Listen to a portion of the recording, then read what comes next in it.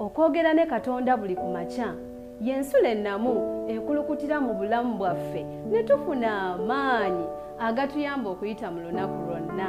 Funa amaanyi nga tonnafuluma nnyumba yo. Weewaawo Mukama waffe yeebazibwe, agulumizibwe, aweebwe ekitiibwa. 2025 mwaka mpya, lunaku lwe lusoose. Mukama tumwebaza kubanga gwe gwalonze okubeera omu ku abo abagabana ku bubaka buno obwa 2025. Weewaawo tubaza Mukama kubanga atuyingiza omwaka guno omupya. Si maanyi gaffe, si kwagala kwaffe, si bulungi bwaffe, naye kisa kye kyekitubazeewaze, kyekitutambuza ate ne kituyingiza n'omwaka guno omupya. Nnaku z'omwezi ziri lumu, omwaka gwa 2025, omwezi gwa January. Weewaawo twamaze okuyiga waliwo Katonda mu ggulu. Tutandise akasimu kakaffe akapya okubikkulirwa lunyiriri ku lunyiriri. Weewaawo owulira okubikkulirwa otandise okulowooza ku nsolo, ku mayembe, ku biki. Naye njagala okugamba nti kuno kubikkulirwa kwa Yesu Kristo, so tolina kweralikira nsonga yonna yonna. Mukama atuleese alina ensonga lwaki atwala ekyokuyiga kino kye tuba tuyiga omwaka guno, okubikkulirwa lunyiriri ku lunyiriri. Weewaawo tugenda kutandika nga tutendereza Mukama okuyita mu luyimba, n'oluvannyuma tugende mu maaso n'ekyokuyiga kyaffe. Mukama olw'okutendereza okwo okulungi. Yes, tugenda kuyombeka tusabe, n'oluvannyuma tugende mu maaso n'ekyokuyiga kyaffe ekyaleero. Omutukuvu Mukama Katonda waffe ajjudde ekisa n'okusaasira, tukwebaza ate mu ngeri y'enjawulo okubanga otumazisizaako omwaka 2024 n'otuwa omwaka 2025. Weewaawo tetuli balungi, tetusaanidde, naye otuleseewo, otulese ne mu mwaka guno tubale ebibala. Tusaasire Mukama, tukole ekyo ekitugwanidde okukola olw'okuweesa erinnya ly'ekitiibwa. Enkya eyaleero nga tuzze mu maaso g'okuyiga ekigambo ekyo, nsaba omukisa gw'enjawulo eri buli muntu yenna alonzeewo okuwulira ebigambo bino ate n'okuyiga ekigambo kyo. Mukama Katonda waffe weebale, okwagala okukututwale, tweyongere okukola ekyo ekikuweesa ekitiibwa. Tuyigirize n'enkya eyaleero ng'okusima kwe kuli, mu linnya lya Mukama waffe Yesu Kristo, amiina. Ekyokuyiga kyaffe kiriko omutwe ogugamba nti Yesu eyabikkulibwa. Nga lumu January, Yesu eyabikkulibwa.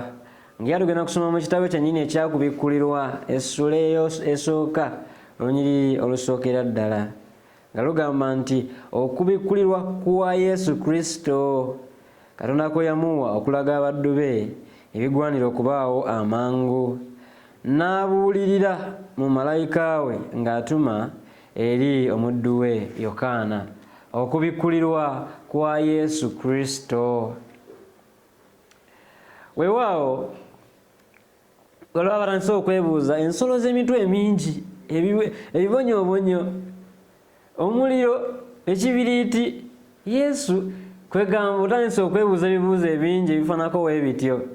Abasinga obungi kye balaba mu kitabo kino ekyakubikkulirwa balabira ddala entiisa oba ebyeraliikiriza. Era abasinga obungi n'okukisoma tebakyakisoma. Bagamba ekitabo kyakubikkulirwa mulimu ensolo, mulimu simanyi za mito 10, mito 7, kwegamba biri awo, tebabitegeera. Okuviira ddala ku lunyiriri olusooka olw'ekitabo kino ekya Bayibuli, okubikkulirwa kulina ekigendererwa kimu kyokka era ekyesimba, ng'ekigendererwa kino kye kino, erinnya lyakyo lyogera bulungi ekitabo ekyakubikkulirwa. kitegeeza kubikkulirwa ki? Kiteekasira ku kubikkula bintu ebikwata ku ebyo ebyogera ku Yesu Kristo. Weewaawo kirungi nnyo kuno okubikkulirwa kwa Yesu Kristo, ng'olunyi lwaffe lugambye nti okubikkulirwa kwa Yesu Kristo. Simanyi ensonga lwaki weeraliikirira, simanyi kiki kyekweraliikiriza, simanyi kiki kikuteesa, simanyi kiki kyolowooza muli okubikkulirwa. Ng'owulira ekitabo okubikkulirwa, ebirowoozo byo bidduka wa? Ku bibonyoobonyo? Bidduka wa? Ku kibiriiti omuliro? Ku Kristo?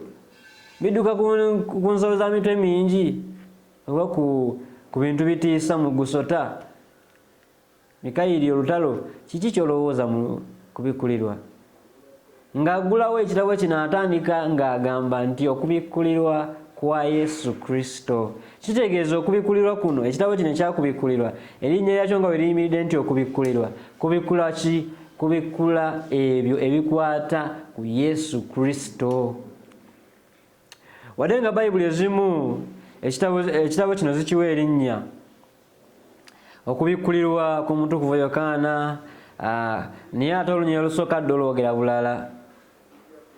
Yesu ye muwandiisi omukulu, ye gwe mulamu omukulu oguli wonna mu kitabo kino ekyakubikkulirwa. Era ye kabona omukulu ali mu ssuula esooka, omwana gw'endiga ali ku ntebe ey'obwakabaka mu ssuula ey'okuna etwa nga tusomye. Era ogenda mu maaso gwolabanga empologoma ya Yuda eri mu ssuula ey'okutaano. Era ogenda mu maaso ye muwanguzi atudde ku mbalaasi enjeru mu ssuula ey'omukaaga. Era ate ogenda mu maaso n'osoma omwana ow'obulenzi mu ssuula ey'e12. Ate era ye mwana w'omuntu mu ssuula ey'e14. Kigambo wa Katonda mu ssuula ey'e19. Omulamu atudde ku ntebe enjeru mu ssuula eya2. Era tulaba nga yafuga Alufa ne Omega mu ssuula esembayo eya22. Yesu ali buli wonna mu kitabo kino ekyakubikkulirwa. So wetugamba nti okubikkulirwa kwa Yesu Kristo kitegereka bulungi. Bayibuli ekitabo kino kyonna kibikkula Yesu Kristo nga bw'ali. Kabona asinga obukulu, omwana w'omuntu, omwana gw'endiga, empologoma ya Yuda, omuwanguzi atudde ku mbalaasi enjeru, era gwe tulaba kigambo wa Katonda, era ye Alufa ne Omega. Yono yennyini Yesu Kristo abikkulirwa mu kitabo kino ekyakubikkulirwa. Ffenna tumanyi nti entikko y'obulamu bwa Yesu Kristo ku nsi yali yakufa kwe ku musalaba, ng'afa olw'ebibi by'ensi, ebibi byange naawe. Era ekikolwa kino kye kikyasinzeeyo okwolesa okwagala. Tujjukira mu kitabo kya Yokaana essula 15:13 nti tewali alina kwagala kusinga okwo omuntu okuwa omukwano okuwaayo obulamu ku lwa mikwano gye. Greater love has no man like this, that a man laid down his life for his friends. Kwegamba okubikkulirwa kuno kutulaga Yesu Kristo nga twakoma okumulaba nga afa ku musalaba, ng'ayolesa okwagala kwe yalina gye tuli. Tujjukira Yokaana 3:16 ti Katonda bwe yayagala ensi bw'atyo n'okuwaayo n'awaayo omwana we eyazaalibwa omu yekka. Buli amukkiriza alimu okubulabula bino obulamu obutakola ki? Obutaggwaawo. Okwalagala okwo kwayolesebwa ku musalaba, ebifo bya Yesu bikoma ku nsi. Era Kristo teyakoma awo. Era okuyita mu kubikkulirwa kuno, ekitabo kino ekyakubikkulirwa, tulaba obuwandiiko obujjuvu obw'emirimu egikolebwa Yesu Kristo gy'akola ng'omulokozi ku lw'abantu, olw'okulokola olulwo ly'omuntu, okuviira ddala ku ntandikwa y'obutonzi era okuviira ddala ku ntandikwa y'ekkanisa n'ey'obukristaayo. Tulaba nti yaliwo Yesu Kristo omulembe gw'abatume wonna ng'amaze n'ogenda mu ggulu. Tulaba byonna byonna ng'ebyafaayo bwe biri okutuukira ddala ku nki eyo ey'obulamu obutaggwaawo lweribaawo ku nsi eno nga Yesu Kristo akomyewo. bina byonna tubiraba. Kwegamba tutuuka mu kitabo kino ekyakubikkulirwa ekyamazima oyinza okugamba nti okubikkulirwa y'enjiri ey'okutaano. Kubanga tumanyi enjiri ziri ennya: Matayo, Makko, Luka, Yokaana. Naye nga mu bufunze omuntu omwangu asobola nti ekubikkulirwa y'enjiri ey'okutaano, kubanga kubikkulwa Yesu Kristo nga waali, Yesu y'ani, akola ki, byonna tubibikkula mu kitabo kino ekyakubikkulirwa.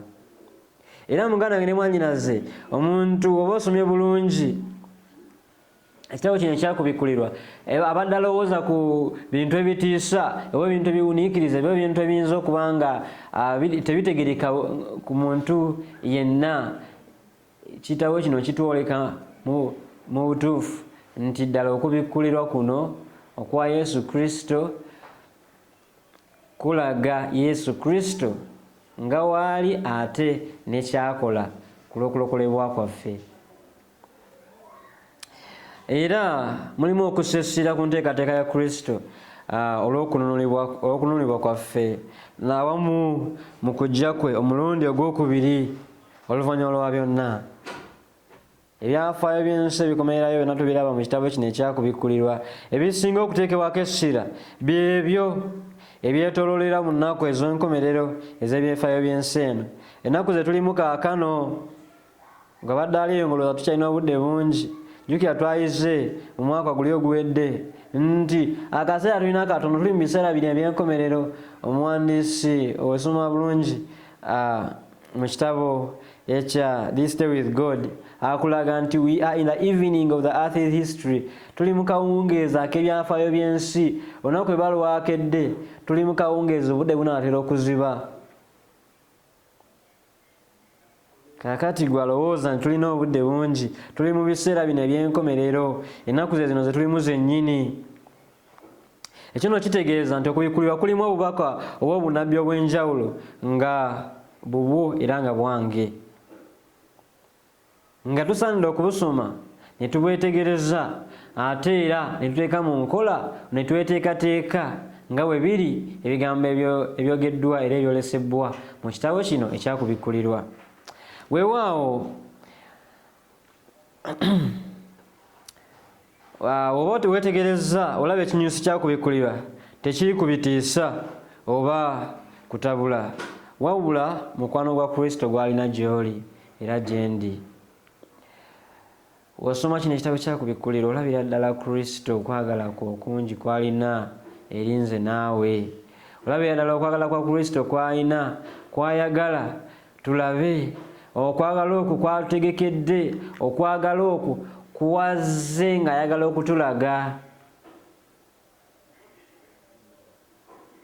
Kaakati nga twanjula kitabo kino ekyakubikkulirwa nga tutandika akasimuka kaffe kano akapya, njagala muganda wange nawe mwannyinaze weetegereze bulungi ebigambo bino ebiri mu kitabo kino ekyakubikkulirwa. Jjukira twagambye nti okubikkulirwa lunyiriri ku lunyiriri. Tugenda kwetegereza ebigambo bino nga bwe biri era nga bwe byogerebwa obulungi olw'okusobola okweteekateeka olw'ebiro bino bye tulimu.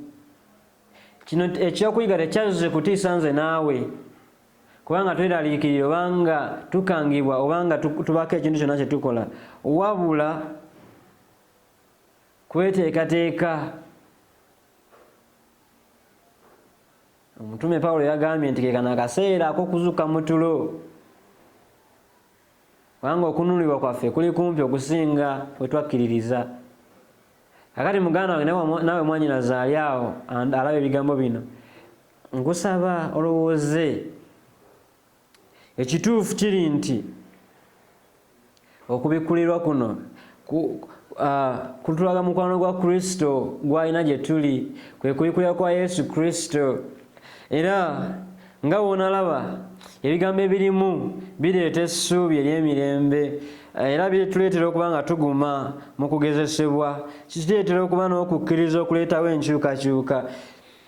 Esaala gye twandisabye ffenna nti nga tusoma olunyiriri, nga tusoma akatabo kano lunyiriri ku lunyiriri okuyita mu kitabo kyonna ekyakubikkulirwa, ffenna tweyongere okufuna okubikkulira okusingako kwa Yesu Kristo era n'enteekateeka ze ez'obulamu obutaggwaawo, obulamu bwo n'obulamu bwange mu nnaku zino ez'enkomerero. Ekibuuzo kigamba kyenyanjagali tulowoozeeko nze naawe, weeteeseteese okuyiga amazima gano okuva ku bbaluwa ya Yesu ey'okwagala gye yakuwandiikira? Weeteeseteese mukwano okuyiga amazima gano agali mu bbaluwa ya Yesu eno ey'okwagala gyakuwandiikidde eyakubikkulirwa? Kwegamba okubikkulirwa ate abamu simanyi lwaki bakuyita okubikkako ng'ate kuli kubikkulirwa. It is a revelation. It is not sealing up but revealing. Ali mu kubikkula ebyama ebyenjawulo bye twali tutamanyi. Atubikkulira omukwano gwa Kristo mungi, kwagala kwa Kristo. Agamba nti okubikkulirwa kwa Yesu Kristo. Mukwano gwange omulungi, kaseera ke kano gwabaddeyo nga bakutiisatiisa nti ekitabo kyakubikkulirwa, kitabo ekyo kizibu, totawaana, tokyetantala kukyetantala. Genda bagambe nedda. Ekitabo kyakubikkulirwa si kitabo kyakuntiisatiisa oba kuntabula, naye kitabo ekyakumbikkulira omukwano gwa Kristo Yesu gw'alina gye ndi naawe. Essala yange yandibadde bw'essalayo, Mukama omwagala, nsaba okumpa okutegeera era n'okutukuzibwa okwagala kwa Yesu omwana wo abikkuliddwa mu kuyiga okwanga okw'ekitabo kino ekikulu, okwongera okuyiga. Weewaawo mukwano gwange nawe mwanyinaze, nsaba tusomeyo ennyiriri ntonotono n'oluvannyuma tufundikire ekyokuyiga kyaffe kino ekyaleero. Ekitabo kya Yokaana essula 3:36 we weetegereza Bayibuli erina ebigambo byegezaako tubikkulira. Yokaana 3:36 Bayibuli eyogera ng'egamba, akkiriza omwana alina obulamu obutaggwaawo, naye atakkiriza mwana taliraba bulamu, naye obusungu bwa Katonda bubeera ku ye. Kaakati gwe muganda wange nawe mwanyinaze, onakkiriza okusoma ekitabo kino ekyakubikkulira ekirigenda okubikkulira omukwano gwa Kristo, ate era n'omukkiriza n'omwetwalira mu bulamu bwo, kubanga tumaze okiraba nti akkiriza omwana alina obulamu obutaggwaawo, naye atakkiriza mwana talina bulamu, naye wabula obusungu bwa Katonda buli kwani? Buli ku ye. Ate tusoma ekitabo kyakubikkulirwa essula ya 22:6 tweyongera ntulaba ebigambo byebimu ebitulaga essuubi etulina mu Kristo. Kubikkulirwa 22:6 Bayibuli egamba, naŋŋamba nti ebigambo bino bya bwesige era bya mazima, era Mukama Katonda w'emyoyo gy'abannabbi yatuma malayika we okulaga abaddu be ebigwanira okubaawo amangu. Ebigambo bino ebyawandiikibwa mu kitabo kino byakutulabula, byakututeekateeka ku Kristo olw'okwagala kwe okungi, tayagala nze nawe tuzikire mu butamanya. Kwegamba yasindika omuddu malayika we okubikkulira omuddu w'ono Yokaana ebigambo ebigenda okubaawo amangu.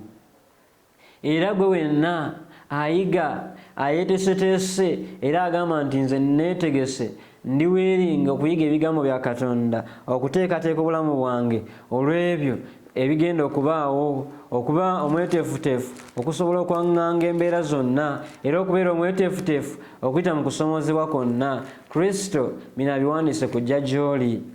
Tusoma mu kitabo kya Danyeri essula 12:4 tulaba nga Katonda ayogera, naye ggwe Danyeri bika ku bigambo, ossa akabonero ku kitabo okutuusa ekiseera eky'enkomerero. Bangi abalidiŋŋana embiro n'okumanya kulyeyongera. Kwegamba mu biseera bino Danyeri yali ayigira okubikka ng'ebigambo tebinaba kubikkulirwa, naye mu kiseera kino eky'enkomerero agambye nti amagezi galyeyongera. Kyova tusoma ekitabo kino ekyakubikkulirwa okutuyamba okutegeera ebyo ebyabikkibwako kwegamba Daniel nga bibikiddwako kubikulirwa ze abibikudde mu biseera bino eby'enkomerero kubanga amagezi galigola gatya galiyeyongera. Ate bw'osoma Olunyiriri olw'omwenda n'ayogera nti kwata amakubo go Daniel kubanga ebigambo bibikiddwako era bissibwako akabonero okutuusa ekiseera eky'enkomerero. Ebigambo byagambibwa Daniel nga bigambo tebitegereka mu kiseera kye, ng'asoma ensolo ez'emitwe 7 ey'amayembe 10, ng'asoma ensolo eziva mu nnyanja, ng'asoma kwegamba ng'alaba obubonero obungi bw'atategeera, ng'alaba ebigenda okubeerawo, ng'alaba emyaka 23, naye ne bamugamba nti mu biseera eby'enkomerero bigenda kuba nga bikola bitya, nga bibikulibwa. Kwegamba tusoma ekitabo kino ekyakubikulira byonna byonna ebyabikibwako ebyali bitategereka mu biseera ebyo byeyongere kuba nga bikola bitya, nga bibikulibwa. Olw'ekkumi lugamba bangi abalyerongoosa, abalyetukuza, abaliwomezebwa, naye ababi balikola ebibi.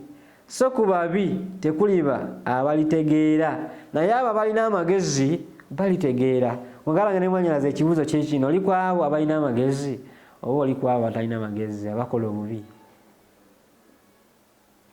Sinza abyogedde. Abagezi baliyongera okutegeera. Kaakati tubikuliddwa ebigambo bino ebyakubikulira, oba olyeyo ng'ogw'omu ku bantu abagamba nti ebigambo bino bizibu, bigambo bitiisa, bigambo bibuzaabuza, bigambo bitabula, kikafuuwa okubanga oli Mukristaayo. Kubanga agambye nti amagezi galyeyongera, balina amagezi balitegeera. Kaakati gwe alina amagezi ogenda kutegeera ebigambo bino ebibikuliddwa mu kitabo kino ekyakubikulirwa. Era tusoma Olunyiriri 13 amaliriza nga agamba, naye ggwe kwata ekkubo lyo okutuusa enkomerero lw'eribaawo, kubanga oliwummula era oliyimirira mu makubo go ggwe, era oliyimirira mu mugabo go ggwe ennaku bwe zirikoma. Daniel bw'atyo bwe yagambibwa, kubanga teyali wakutegeera bigambo bino, byali bigambo bya kiseera kya nkomerero, era n'atuuka n'okuwummula nga tabitegedde. Naye ate ffe tufunye omukisa nze naawe, kubanga yasuubiza nti abagezi balitegeera, amagezi galyeyongera. Mu kaseera kano akasembayo tubikuliddwa ebigambo bino okubikulirwa kwa Yesu Kristo.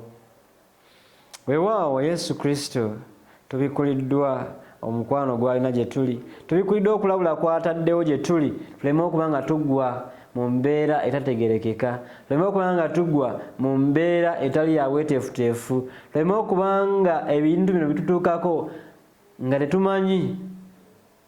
Wabula agamba tetukkiriza bintu bino bitutuukako ng'abo batali mu nnyumba ya kukkiriza. Kakati gwe Omukristaayo ali eyo ng'okyali omu ku abo bagamba nti okubikulirwa, kitabo kyabikkibwa ate nga kubikulirwa, simanyi kiki kyotegeeza. Agambye nti amagezi galyeyongera era okutegeera okw'ebyawandiika kugenda kweyongera, nti ebigambo bino bya kiseera kya nkomerero kino kyennyini kye tulimu. Tuli mu nnaku zennyini ez'enkomerero. Okukkiriza kwaffe, okununulibwa kwaffe kuli kumpi okusinga bye twakkiririza. So mukwano ali eyo neeyongera okukubiriza nga tutandise omwaka gwaffe guno 2025, obeerenga weeyongera okubanga oyiga obunnabbi buno obuwandiikiddwa mu kitabo kino ekyakubikulirwa. Okusookera ddala agambye nti okubikulirwa kwa Yesu Kristo. Yesu yabikulira Yesu ow'okwagala. Yesu yabikulira Yesu oyo afaayo gy'oli. Yesu yabikulira Yesu yakufiirira ku musaalaba eyanfiirira. Yesu abikulirwa ye Yesu ayimirirawo ku lwange naawe. Yesu ono yabikulira mu kitabo kino ye Yesu afaayo okubanga nze naawe tuli mu mbeera eyeyagaza. Era twebaza Mukama kubanga atuwadde omukisa ne tuyiga ebigambo ebifaanako ebiti. Katuwomeke tusabe olw'ekyokuyiga kino ekyonkyeya leero. Mukama Katonda waffe weebale nnyo okutuyigiriza, okutuzibula amaaso nti okubikulira kuno si kitabo kya ntiisa, si kitabo kya kubuzaabuza na kutabula, naye kitabo ekibikula Yesu Kristo eyatufiirira, eyatwagala ennyo, ow'omukwano omungi n'ekisa. Tukwebaza kubanga otusuubiza nti mu kaseera kano kenkomerera amagezi galeyongera ate ne tutegeera ebyo byeyagala. Tubeere Mukama otuze bujja, tuyimirire ate mu guno omwaka omupya nga tuli bavumu okukola ebigenda okuweesa ekitiibwa, ebigenda okugulumiza tufenafena tubeere nga tuli beeteefuteefu olw'Obwakabaka obugenda okujja. Weebale taata, weebalire ddala olw'ekisa kino okwagalako. Kaakano Mukama nga tuzze mu maaso go, tukuume tuwe ekisa kyo era oyongere tuyigiriza mu nnya Mukama waffe Yesu Kristo. Amiina. Mukama akuwa omukisa, weebale nnyo okuba nga ogoberera Caribbean TV. Weyongere okubeerako ne mwaka guno kubanga ate tukuteeketeekedde ebyo bisingako ku ebyo bulijjo byofuna. Mukama abeere naawe, nkwagaliza omwaka omulungi 2025.